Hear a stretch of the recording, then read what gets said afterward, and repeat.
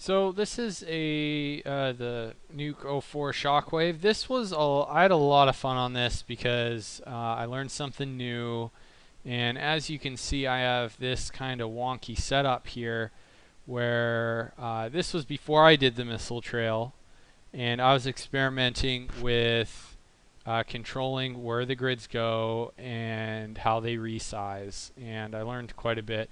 But really, this is pretty sloppy. I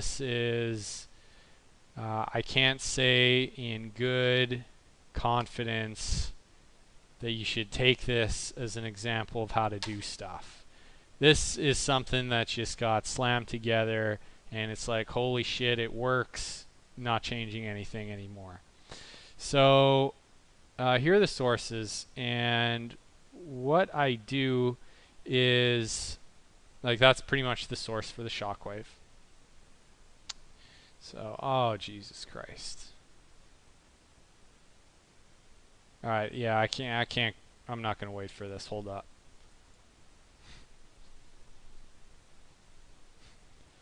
Alright, so basically what I do is I go through and I chop that into different pieces, and it looks like it's like off or something. I don't know. But basically what I do is I Boolean it, and I get this resized, or I chop it off. Just so this is the source. This is my only source, and then so I put a cluster attribute on it, and so each one of these guys, they get an attribute where Houdini's going to know it can, and then I turn it to a volume. So it's going to know that I have, 10 sources, 10 geometries. Here's the max bound, and here's the tracking object. So this tracking object is sort of like a SOP space way of doing things. Actually, you know what? This was precursor to the missile tutorial. So I did this one, barely got it working. I don't even want to review this because this is like, I'm looking at this and I'm like, how's this working? This shouldn't even be working. And so, but, there it goes. What the hell? Why is this working? It just snapped into place. So, like I said, I don't even know how I did this anymore, but it works. So this is pretty much like manual clustering. And so I'm just going to go manual. And so in that for loop, I generate my max bounds, my tracking bounds, my point positions, and the volumes. So this is the shockwave. And this is I think for oh yeah, the source points allows it to create the geometry, because this is on instancing here.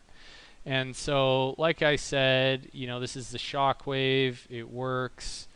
The thing that's important about this is you should just do the missile trail tutorial if you're watching this. It's a previous one, because I figure out way better ways to control the grids, and that's just a way better learning source. Like I said, this is barely like it got working. And another thing is that control field Shockwave Force. Here I'm sampling in a point cloud of Shockwave Force, and holy crap, I hope I didn't. Did I delete it? Nope. Good thing I didn't.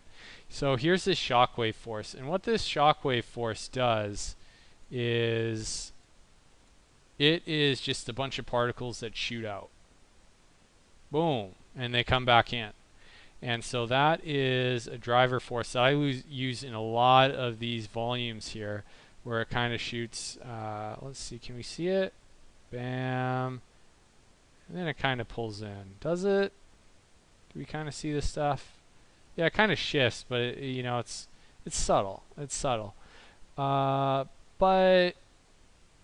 in hindsight, it wasn't really it's not really working, because I have to translate this position. I have to transform it into the local space of the grid. and I'm not sure how to do that. I think you just, I'm going to have to research. But that's an important thing.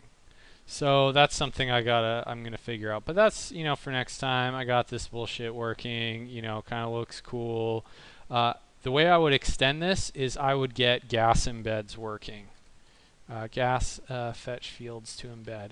This is really cool. This OTL allows the grids to talk to each other. So you could hijack this and you can say, all right, here's field 0, 1, 2. On field 1, you can say, all right, give me field 0 and embed their velocity and their density in me. And so that allows the fields to talk to each other. I haven't worked with this one yet, but I'm hoping that I have an opportunity in the future to do so. But that's what that guy does. And so you can see there's a whole lot of cool stuff that you can do with this. So, all right, thank you very much for watching. Like I said, this is a really shitty tutorial video. I'm going to be honest with you. Like I said, one of the more complex things of the project, frankly, I forgot how I pulled it off. So anyway, but you can pick through it and maybe you'll figure it out. But like I said, referencing the missile trail is a way, way, way better idea. Oh, I'm not going to save this. All right, thanks for watching, guys.